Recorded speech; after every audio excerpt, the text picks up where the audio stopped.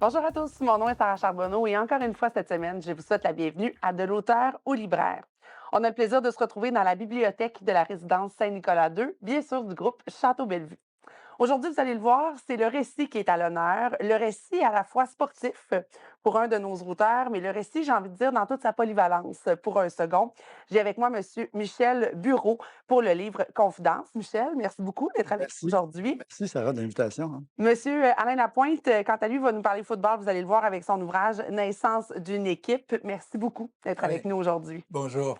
Là, je vais vous avouer, moi, c'est la patineuse et l'amateur de football en moi qui sont vraiment contentes de vous retrouver, messieurs, aujourd'hui. Avant qu'on parle de vos ouvrages respectifs, j'aimerais qu'on parle un peu de votre parcours professionnel. Parlez-moi un petit peu de vos carrières respectives. Je commencerai par vous. Ben, écoutez, moi, j'ai été associé au monde du sport pendant toute ma vie. J'ai pris ma retraite juste au printemps dernier, mais je demeure associé quand même.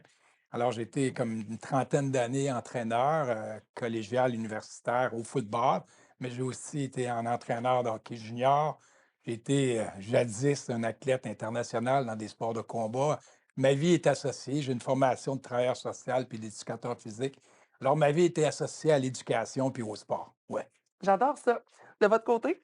Moi, j'ai commencé en 1976, ce qui ne me rajeunit pas, n'est-ce pas?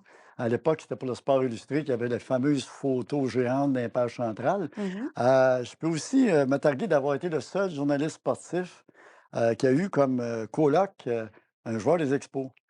Mike Gruzielanek, suite à une séparation, Derek Aucoin, le regretté Derek Aucoin m'a présenté Mike Gruzielanek, qui était meilleur frappeur de double dans l'histoire des Expos. Puis j'ai eu la chance de vivre 2 ans, ces 2 premières années avec les Expos, là. J'ai comme vécu le jet set, on va dire, d'un athlète professionnel. J'ai eu beaucoup de plaisir. C'est sûr qu'il fallait que je garde certaines révélations, tu sais, confidences, justement, là. Un peu comme le côté travailleur social, on a un petit côté déontologique dans ce temps-là. C'est quand Marc n'était pas content après Philippe Allou, j'en entendais des vertes et des pas mûres, mais il ne fallait pas que je dise un mot, même si j'étais C'est journaliste. ça, vous ne pouvez pas l'écrire dans le J'ai été journal. descripteur des matchs de hockey pour l'Armada de Blainville-Boisbriand. J'ai travaillé pour PKP, les 3 premières années de l'Armada dans la Ligue junior majeure du Québec. J'avais comme analyste mon bon ami André Roy d'RDS. J'ai travaillé beaucoup avec Paul Buisson, le regretté Paul Buisson qui est décédé. Paul, d'une erreur médicale à Saint-Eustache à l'âge de 41 ans, un 19 avril, je m'en rappellerai toute ma vie. On avait beaucoup de projets ensemble aussi. Alors, mais j'ai fait aussi de la politique. J'ai fait aussi du journaliste, comme on dit, journaliste d'enquête pour Québécois. Journaliste d'enquête c'est assez, ça brasse énormément. Absolument. J'ai travaillé avec Gaétan Giroir notamment sur bien des trucs, avec Jean-Luc Mongrain aussi, quand Jean-Luc avait son émission à Télé-Québec. Alors, j'ai touché à peu près à tout et j'ai même été candidat aux élections municipales à Montréal et candidat aux élections provinciales, les dernières élections provinciales dans Charlevoix, Côte-de-Beaupré. Alors, j'ai touché à peu près à tout, mais moi, ça me passionne. Moi, la vie, pour moi, tu sais, la journée où j'aurai plus d'idées, où j'aurai plus de motivation, je suis un gars mort. Fait qu'il faut toujours que ça bouille dans mon cerveau, tu comprends? Ben, c'est bien, puis moi, j'ai toujours dit que la passion gardait en vie. Je sens que, messieurs, vous êtes 2 hommes de travail acharné, 2 hommes de cœur, 2 hommes passionnés, clairement, pour avoir eu vos parcours respectifs. Est-ce que vous avez justement eu envie de partager ces flammes-là, ces passions-là, à travers vos 2 livres? Ben, écoutez, moi, l'idée d'écrire un livre, c'est de laisser une trace pour ceux qui suivent aussi. Mmh. Parler de ceux qui n'ont pas eu, quand tu es entraîneur-chef, c'est toi qui es devant l'écran ou quoi que ce soit, hein, quand ça va bien, quand ça va mal, mais tout ça en arrière, qui sans eux, ça serait impossible. Ben, on laisse une trace de dire, hey, un tel a fait ça, un tel a fait ça. Peut-être vous ne le savez pas, mais au moins, au niveau de la suite des choses, bien, ça aurait été écrit, tu sais. Puis moi, je trouvais que c'était une façon de boucler la boucle de toute ma carrière, de dire merci aux gens qui ont contribué, mais qui n'ont pas toujours été sur le spotlight, mais c'était une façon comme telle. Puis aussi, un peu comme mon collègue ici, on parle de l'intérieur, tu sais, autant quand tu cohabites avec un athlète de haut niveau, mais de savoir comment ça se passe à l'intérieur de Ouais. l'équipe. C'est quoi les étapes? Bien, ça devient très intéressant de le partager.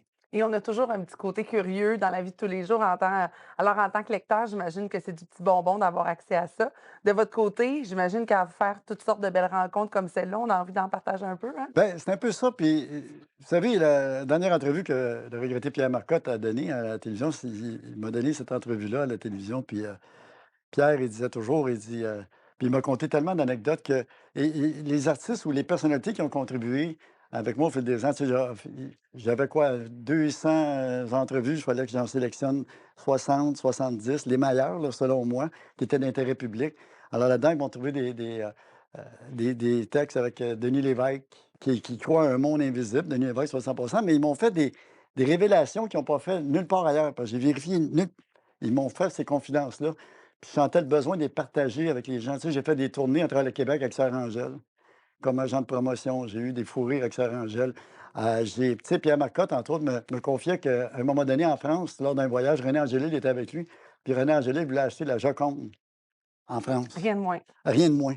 Mais là, bien sûr, c'était une blague. Puis Pierre Marcotte, lui, était déguisé en chic d'Arabie avec un voile et tout ça. Puis il avait jamais dit ça à personne. Donc, les gens m'ont trouvé des choses dans ce livre-là, je pense, qui vont leur faire chaud au cœur. Tu sais, Pierre Pellado, père, était un de mes patrons quand j'ai commencé dans le journalisme. Puis Mhm. Pierre Pellado, il disait en conférence pour les employés, il disait, il y a 3 choses que tu dois retenir, TLIS. Il disait TLIS, C-L-I-2-S.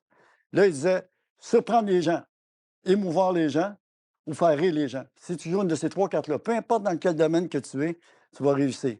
Surprendre les gens, le cycle du soleil, pas d'animaux, ils ont surpris tout le monde. Mhm. Faire rire les gens, on sait que l'industrie, les humoristes font beaucoup Absolument. d'argent. Et émouvoir les gens, mais le plus bel exemple, c'est Céline Dion. J'adore ça. De votre côté, à travers le sport, on est capable aussi d'aller créer toutes ces émotions-là. C'est bien sûr dans la naissance de l'équipe du Vert et Or Sherbrooke qu'on découvre, qu'on embarque, qu'on. C'est pas rien quand même, commencer une équipe de football à zéro. De partager cette histoire-là, j'imagine que ça vous a ramené en arrière, pas puis à peu près, Alain? Oui, bien, écoutez, c'était une commande qu'on m'avait faite. Moi, j'étais déjà dans l'écriture d'un roman.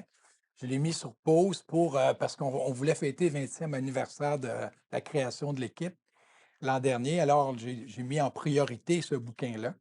Puis là-dessus, ben, c'est de revenir dans les archives, puis puis tant qu'à faire quelque chose, on va le faire comme il faut. Mhm. Alors, il y a des journalistes, des gens qui étaient là, parce que moi, on ne l'a pas dit, mais j'ai été le premier entraîneur-chef. Ben oui, J'avais un poste, mais je n'ai pas vu toute l'arrière, qu'est-ce qui se passait. Fait que je me suis informé auprès de ces gens-là, dire comment ça s'est passé, de quelle façon vous avez fait ça. Puis là, les archives de l'université avaient toute la documentation. Ça devenait un livre récit, mais un livre aussi de référence. Alors ça devient intéressant pour dire, ben, dans ma bibliothèque, puis quelqu'un qui aime le sport, puis Dieu sait que ce soit le Rouge et Or, les Carabins ou peu importe, ben, c'est de connaître à l'intérieur qu'est-ce qui se passe avec, tu sais, une équipe de football universitaire, là, je vous demanderais comment il y a de joueurs, vous me dites, bon, c'est une centaine de joueurs, ben oui. une centaine de joueurs. Puis il y en a Puis, plusieurs qui ne joueront pas de l'année sur le terrain durant une partie faut qu'il y régulière. ait- fait que donc, c'est toute cette, à l'intérieur, là, j'allais pas dire la doctrine, mais tu sais, la philosophie qui entoure une équipe. Tu sais. Mhm. Si tu as un jeu à faire, fais-le à 100. Il y en a un autre, il va en avoir 30 à faire. Mais tu sais, c'est toute cette dimension-là de dire que tu es là avant tout pour quelque chose de plus grand que toi-même, l'équipe. Absolument. Ouais. Puis les 2 nécessairement, autant dans vous, dans le choix de vos confidences, de vos histoires que vous avez racontées, Michel, autant que vous, de vous replonger dans cette histoire-là. Tu sais, je pense entre autres à la première année où, si je me trompe pas, il n'y a eu aucune victoire pour le Vert et Or à En Sherbrooke. effet. Puis je dis pas ça parce que je suis une fan du Rouge et Or à Québec. Je ne peux pas recenser des vieux souvenirs, mais quand même, tu sais, ça replonge autant dans le beau que Ben, dans le plus croquant, là. laissez-moi vous dire que c'était vrai aussi pour le Rouge et Or de Québec la première année. Je sais pas, j'ai pas pu Et vérifier. c'est aussi vrai pour les Carabins. Puis moi, quand j'ai pris ça, ben, je me disais, ben oui, c'est vrai, on s'attend à ça. Mais c'est comme voir, vous savez, les émissions du dimanche matin là, qui nous projettent dans le tiers-monde, puis ils disent faites un don. Mhm. Ben, c'est un peu ça quand tu es à l'extérieur. Mais là, quand tu acceptes d'être là la première année, ben, c'est toi qui es rendu dans la télé. Ouais. Puis le tiers-monde, tu le vis, parce que c'est pas mal plus dur quand tu le vis que de dire ah, ça va être difficile. Puis, puis la première année, comme vous dites, on avait joué contre Laval après à peine une vingtaine de jours d'existence, quand l'entraînement inclus, puis il était déjà champion canadien. On a perdu un match devant les caméras de RDS 94-0. Et là là. Comme individu, là, C'est un record. c'est Monk Allison qui a le record en passant. Mais comme individu, c'est dur. Ouais. Mais moi, je me disais, si moi, avec mon expérience pour mon bagage, on avait gagné des championnats, tu sais, j'ai eu la chance tu sais, de vivre des choses, mais je voyais mes jeunes universitaires là, qui ne sont pas habitués à ça. Là. Alors, c'était tout ça. Puis dans le livre, la beauté de ça, c'est surtout comment on a renversé la vapeur. Ouais. Qu'est-ce qu'on a fait pour que dès la deuxième année, on a transformé cette équipe-là, puis on a atteint les victoires, puis et cetera. Puis dès la troisième année, on était déjà dans les éliminatoires. Mhm. C'est ça qui est intéressant à dire. Tu peux partir d'une cuisante défaite, mais comment tu vas te relever? Donc, ce livre-là, qu'est-ce qui est le fun? Il devient comme vraiment, tu sois un gestionnaire d'une entreprise, Mm. puis tu es confronté, tu vas aller chercher une source de motivation, dire, ah ben, regarde, c'est vrai ça. Ça peut se faire. On va en parler, Alain, dans quelques instants, justement, d'à qui s'adresse votre livre, parce qu'à travers les rencontres, autant politiques, artistiques, sportives que vous racontez, Michel, que de votre côté, justement, tout le, je vais le dire en très mauvais français, mais tout le minding, toute la mentalité derrière le sport, je pense que monsieur, madame, tout le monde peut retirer beaucoup de vos deux livres. On va s'en jaser dans quelques instants. Restez là.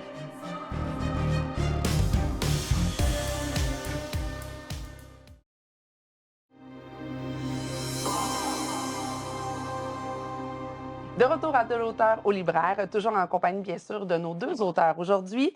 Alors, M. Alain Lapointe pour le livre Naissance d'une équipe, ainsi que Michel Bureau pour le livre Confidence, bien sûr, tous les deux aux éditions Crescendo. Messieurs, on l'a parlé, le sport, bien sûr, est au cœur de vos livres, mais aussi toutes sortes de rencontres, que ce soit humaines, politiques, artistiques, sportives. Vous, à gérer une équipe de 100 gars durant plusieurs années, j'imagine que vous en avez vu de toutes les couleurs aussi.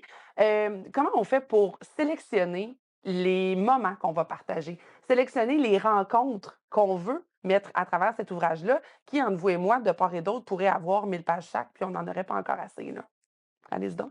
Oui, absolument. Écoute, comment on fait? Ben moi, je me dis, on m'a toujours dit que mon plus beau, enfin, un compliment qu'on m'a fait, que mon écriture était vivante.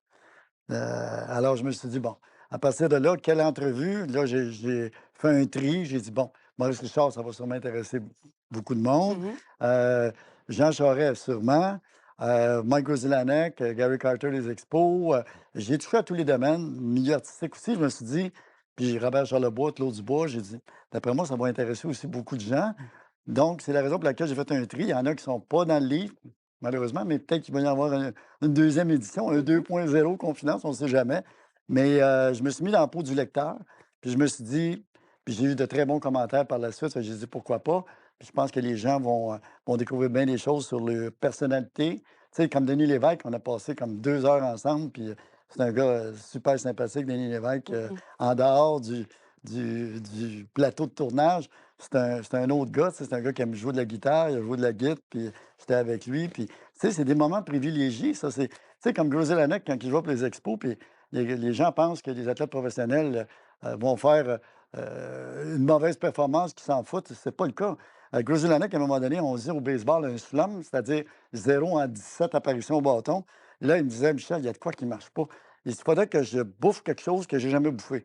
Je la fondue. Oh, la fondue! Intéressant. Mais je peux te dire une chose. Oui, on a mangé de la fondue, mais on en a mangé pendant à peu près tout le temps que les expos étaient à Montréal. Le Groszilanek disait, Michel, la fondue. OK. Carl la fondue. Parce que là, il s'est mis à frapper. Tu sais, les gars sont très Ben superstitieux. oui, absolument. Là, il dit Carl la fondue. Fait qu'on est devenu des clients assidus de la fondue sur la rue Jory à Montréal, tellement que tout le staff nous connaissait. Tu sais, puis c'était. Mais quand tu les rencontres, puis quand ils te confient des choses, tu te sens privilégié, qu'ils ne l'ont pas confié à d'autres, mais tu confié à toi, tu te dis Mhm. pourquoi. Mais Pierre Marcotte me disait toujours, tu sais, Michel, il disait un bon animateur, c'est celui qui va donner de l'importance à ses sujets. Tu sais? Ouais.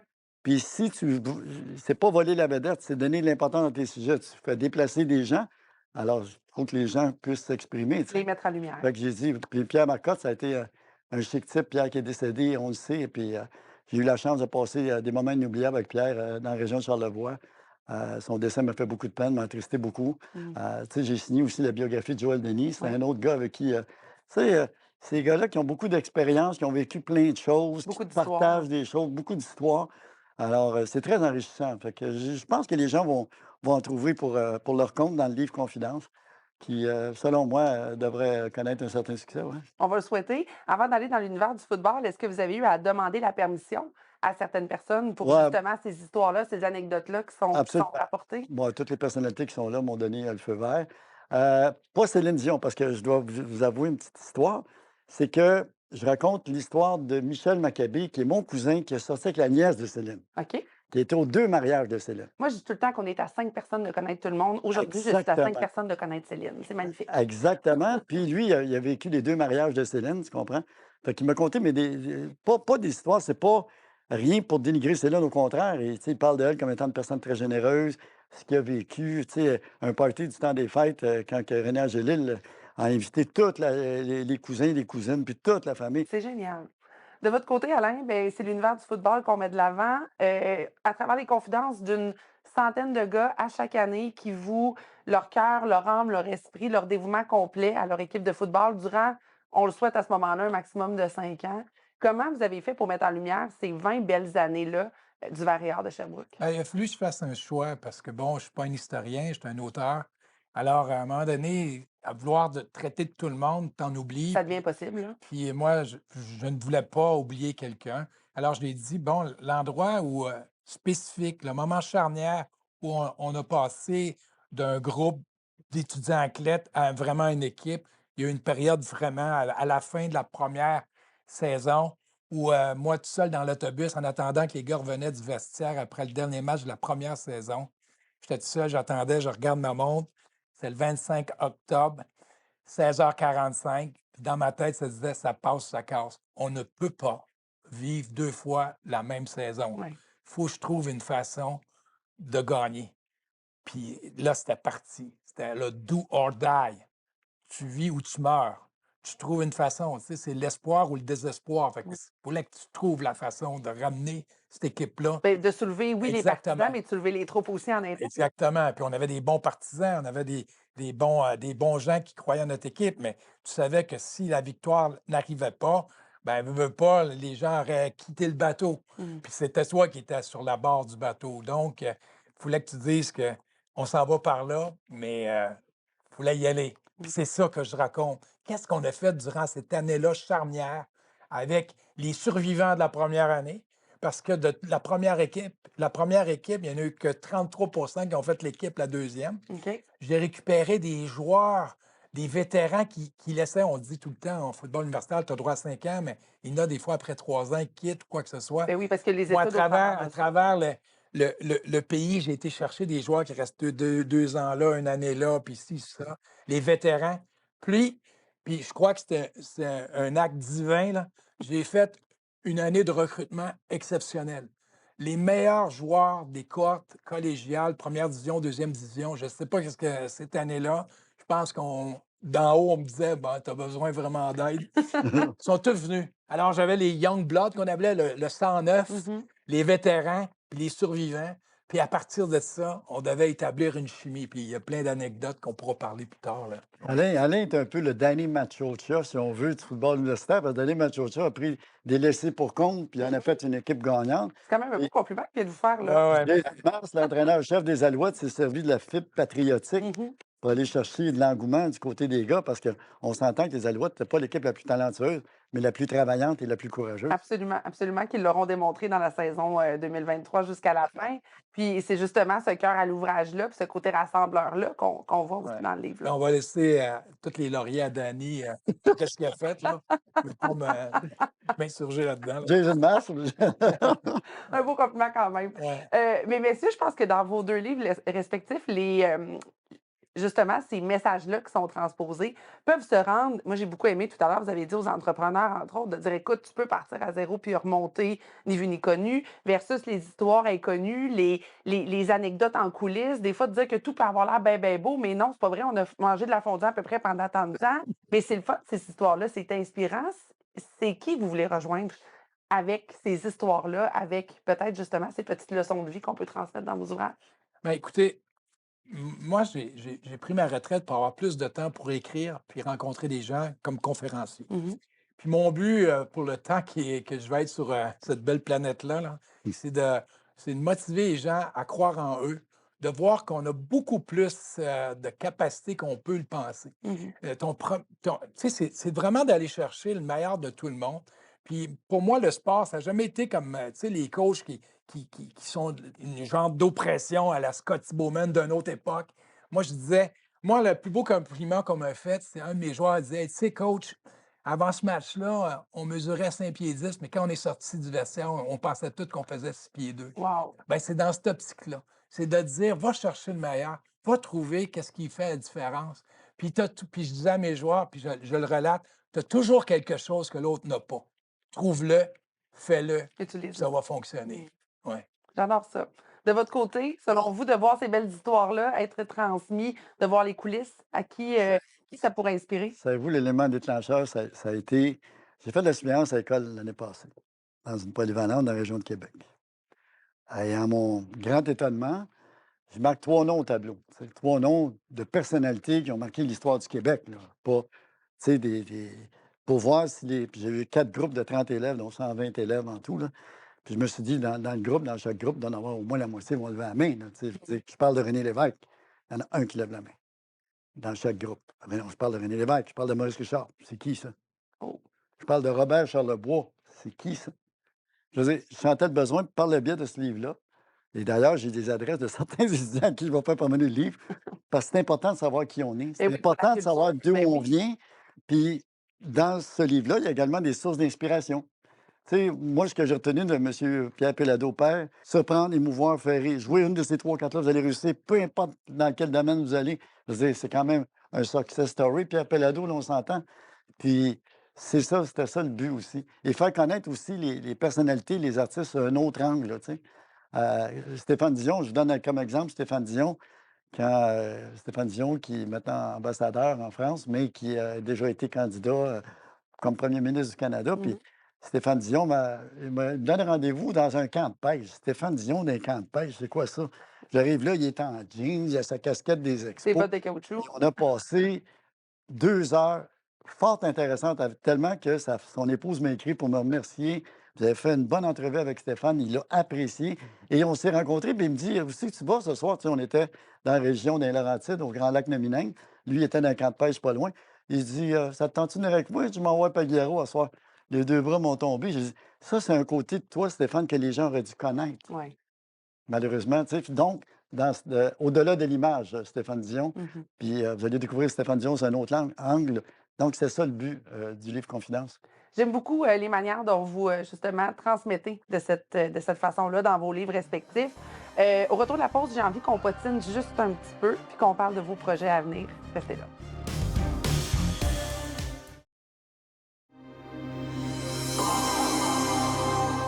De retour à De l'auteur au libraire, toujours en compagnie de Michel Bureau et Alain Lapointe. Messieurs, dans vos livres respectifs, vous mettez de l'avant, bien sûr, la vie de d'autres personnes, que ce soit à travers le sport, que ce soit au niveau artistique, politique ou autre. Je veux savoir, parmi les noms qu'on retrouve dans vos livres, quelle est peut-être la personne ou la personnalité qui a marqué votre, sans dire votre vie, mais votre imaginaire, votre curiosité et qui vaut la peine d'être lue? Moi, je dirais Sœur Angèle. Ouais. C'est sûr, je veux pas, les autres sont tous aussi intéressants, mais vous me demandez, Sarah, d'en choisir une Juste un, personnalité. c'est un grand défi, je sais. Ça serait Sœur Angèle. Sœur Angèle? Sœur Angèle, que dans la vie, parce que j'ai fait 2 tournées avec Sœur Angèle, c'est tellement drôle parce qu'à un moment donné, on est à Gatineau, puis là-bas, ils nous réservent une suite d'hôtel. Moi, j'ai une petite chambre, elle m'appelle, elle dit: Mais coudonc, mon Michel, ils m'ont donné une grande chambre, on couche tous les deux dans la même chambre? Je dis: Mais non, c'est votre chambre à vous. Ben là, il y a un petit bar. Elle dit: Je prendrai une petite trousse. Elle aime boire une petite trousse, une petite bière de temps en temps. Mais tellement, mais c'est la personne qu'on voit à la télé, c'est You see what you get. Je veux dire, à la télévision, elle est comme ça dans la vie. C'est une personne qui est généreuse. C'est une personne qui a un grand cœur. Et s'il y a une sainte sur la terre ici au Québec, je pense que c'est Sœur Angèle. Elle fait tellement pour les gens. Elle fait du chocolat à 4 heures du matin pour les petits pauvres. Puis c'est n'importe quoi. Écoute, c'est une personne qui est extraordinaire. C'est une des personnes qui m'a marqué le plus dans ma vie. Ouais.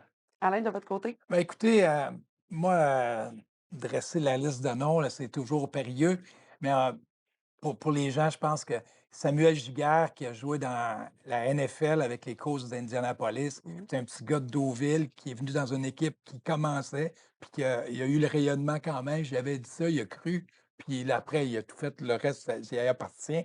Mais j'ai aussi une pensée pour tous ces jeunes hommes-là qui, à travers le sport, sont maintenant des professionnels qui ont une diplomation. On ne les nommera pas, mais moi, comme éducateur, c'est sûr que j'aime ça parler des joueurs qui sont au firmament. Mais tous ces gars-là qui ont passé par le sport, par les universités, par les collèges, puis ont réussi maintenant, moi, j'en tire ma plus grande satisfaction. Je comprends. Vous devez être le père de beaucoup d'enfants. C'est l'impression que j'ai au niveau sportif, Ouais, ouais. définitivement. Messieurs, rapidement, vos projets respectifs, à quoi qu'on peut s'attendre dans les prochains mois? Moi, Alors, je planche Alain, allez-y, mon cher Alain. excusez-moi. Alors, ben, vous savez qu'avec Crescendo, on fait la réédition de mon premier bouquin, Mhm. Persévérer, la réussite est proche. Et je travaille sur un autre qui va être la suite de Persévérer, la réussite est proche. Le manuscrit est fait, il reste la correction à faire là, à mon interne. Là. Ça s'appelle Derrière les portes du vestiaire. Ah, Ça va être un petit peu plus piquant. Puis je travaille encore mon roman, qui lui devrait être en 2025, qui va s'appeler, c'est un roman. Là, je sors de la trilogie sportive. ben oui. Là, c'est vraiment un roman qui s'appelle Le mystérieux trésor de Liz Skinner. On part d'une légende, puis on amène la fiction à ça, puis des personnages historiques. Puis l'auteur, ben, il a du plaisir à voir le lecteur dire, ben, est-ce que c'est possible? Ah, j'aime Voilà. ça. J'adore ça. On va avoir l'occasion de se revoir Ben très oui. certainement pour ces projets-là. De votre côté? Ben, de mon côté, je parlais tantôt de Sarangel, mais une autre personnalité qui m'a marqué, c'est bien sûr François Jean aussi, des bébés. Et d'ailleurs, je travaille en ce moment sur la biographie de François Jean des bébés. Il y a un groupe mythique au Québec quand même, hein, 250 000 albums vendus. François, les dernières années de sa vie, c'est surtout les dernières années de sa vie sur lesquelles je me suis attardé. C'est Mélissa, sa conjointe, qui m'a donné le feu vert pour la bio de François. Ah, Puis c'est un beau cadeau. elle m'a fait un petit velours en me disant que François aurait aimé que ce soit moi qui signe sa biographie. Alors, moi, il faut que ça m'inspire. Il faut que le sujet m'inspire pour que je puisse écrire. Sinon, on oublie ça. Mais dans le cas de François Jean, c'est un gars qui m'a marqué aussi. Puis, personnalité très attachante. Un gars avec qui j'ai eu énormément de plaisir aussi, là. Ce sera assurément un autre projet de cœur encore, puis qui va faire vivre toutes sortes d'émotions. Messieurs, merci beaucoup. Je sens qu'on aurait pu jaser vraiment très, très longtemps. Vous êtes des hommes passionnés et ça transparaît dans vos discours respectifs. On invite bien sûr les gens à se procurer vos livres, donc le livre de Michel Bureau, Confidence, ainsi que celui de Alain Lapointe, Naissance d'une équipe. On n'est pas obligé d'être fan de football pour le lire, je vous dis ça comme ça. Vous pouvez être un entrepreneur aguerri qui triple sur le hockey, vous allez trouver votre compte quand même. Messieurs, bien sûr, si jamais le livre n'est pas disponible en librairie, on fait la demande, on peut les faire venir sur le web, on peut trouver ça tout simplement. Oui, partout, oui. Alors, bien sûr, on vous lance l'invitation à vous procurer les 2 livres en librairie. Si jamais le libraire ne l'a pas, faites-lui simplement la demande et vous pourrez vous le procurer facilement. Messieurs, merci beaucoup. Ça a été un charme de vous recevoir. Et nous, bien sûr, on se retrouve la semaine prochaine pour une autre émission de l'auteur au libraire.